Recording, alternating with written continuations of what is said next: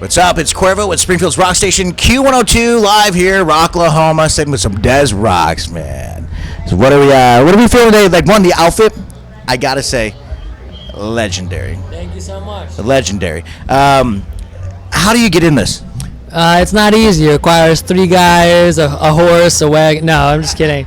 It's getting in it is easy. Getting out of it's the hard part. That's where you gotta have like a whole crew of one leg and another. So we were talking here just briefly earlier. First Rocklahoma. First one. It's my second. So what's the first thing when you got here, and you said you got here today, what was the first thing when you looked at it, what was the first thing that popped to you? Flat. It's very flat here. Yeah. Very flat.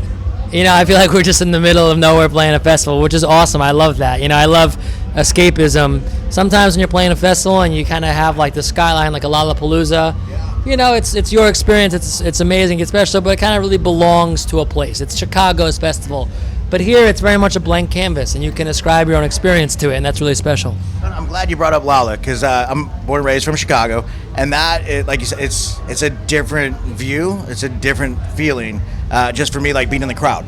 I can only imagine what it's like being, with the stage and everything backdrop. Even here at Rocklahoma, I mean, yeah, it's flat. It reminds me a lot of my exes. Yeah.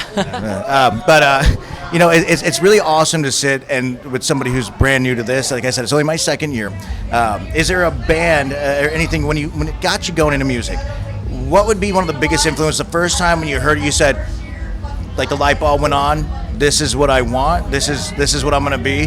What would be that number one artist, song, or whatever that inspiration is? What was it when that light bulb finally went on? It's definitely Queen, but it wasn't really much of an aha moment that a lot of people have. I feel like it's more like a pigeon. Like a bird is just born with a certain instinct to fly south and has a certain magnetic orientation with the earth, and I feel like I was born with that too. Like I just was always in pursuit of music, and then once I saw Queen creating such larger than life, powerful, iconic, eternal rock music, I very much wanted to just continue on in that tradition and stand on the shoulders of giants. That was very eloquently put. I've done some interviews. That was probably the best that I've heard so far of why and how you started. So, I mean, that right there expresses everything that you are and you're going to become. And that was awesome for you to share with us. So you guys, you better be welcome for that. But did anybody make this? I'm still caught up on this outfit, man, because I can't wear it. I'm too chunky. But did anybody make this for you? Did you buy it? I mean, you want to talk standing on the shoulders of giants. No, I mean, this is not bought. No.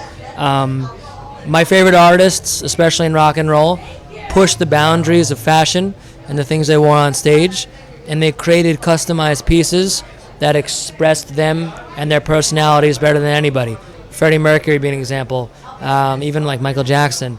And I feel like that's really like a lost art in the space of rock and roll.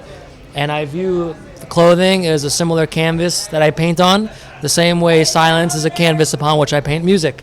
And I create all these pieces with an incredible designer back home where I live in New York City, and we will spend hours and hours and hours digging through fashion textbooks, some obscure movement that was a motorcycle movement in Sweden in the 50s, French Napoleonic soldiers' outfits, and think, how can we completely take all of this and drag it kicking and screaming into the 21st century and in a way that amplifies who I am to the whole world? Honestly, man, I don't become speechless often, but I'm so excited to be having this interview with you. Thanks. But also, like, you are the future of music, and for everything that you just explained, this is why it's exciting to have this job, to be here at Rocklahoma, to hear that, because that gives me hope. Thanks. That gives me hope. I So, hope so. It's I don't sound like a lot of the bands that play a lot of the rock festivals, and I know that. And I'm kind of like breaking a fourth wall right now, but that's just who I am. And this path is a lot harder. It's a lot harder when you don't sound like somebody else. And I'm just gonna do it because your odds of success are the same if you just do you or if you try and copy somebody. So you might as well just double down on whatever makes you you.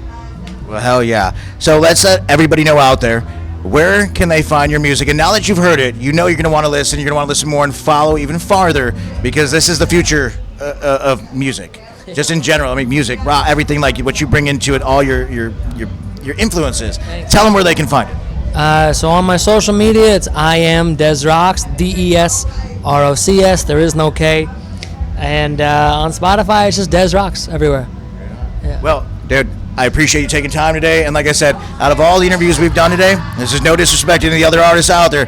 That was legendary. Thanks. I'm only the second one. Okay. Well, thank you very much for coming out at Springfield's Rock Station, Q102.